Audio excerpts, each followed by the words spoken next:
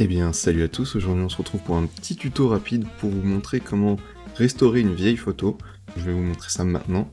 Vous allez voir, c'est relativement simple, surtout avec les nouveautés de Photoshop. Donc du coup, là on a une ancienne photo qui est un peu floue, que j'ai trouvée sur internet, mais vous voyez, c'est un peu flou, on a des éraflures, etc. etc. Et ben vous pouvez avoir des vieilles photos avec même des petites déchirures et tout. Et souvent c'est des photos de nos grands-parents ou juste des photos qu'on a mais qui n'ont pas bien été entretenues, qui ont été un peu froissées, etc.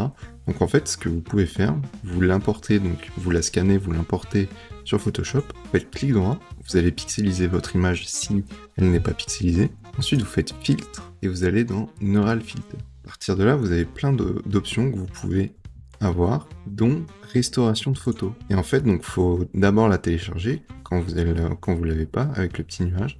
Et après, vous cliquez dessus.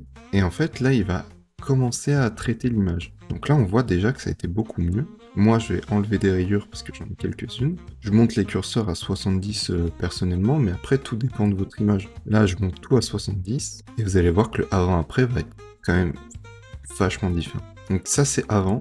Ça, c'est après. On a quand même une belle différence, surtout quand on zoome au niveau des yeux. Ah ouais, même si, bien sûr, ça a été amélioré de manière artificielle, en fait, ça se rapproche quand même vachement de la réalité. Et un petit bonus, si vous avez une photo comme moi en noir et blanc, vous avez l'option coloriser ici. Si vous cliquez, vous l'activez, bam, vous avez une ancienne photo qui a été colorisée, et en fait ça peut toujours, donc là ça se trouve ça a rien à voir avec les couleurs d'origine, mais si vous avez des grands-parents et que vous avez envie de leur faire un petit cadeau avec des photos à eux d'époque et qui sont en noir et blanc et que vous les colorisez, et bah c'est possible, voilà. J'espère que ce tuto t'a plu et qu'il t'aura aidé, et on se retrouve une prochaine fois pour un nouveau tuto.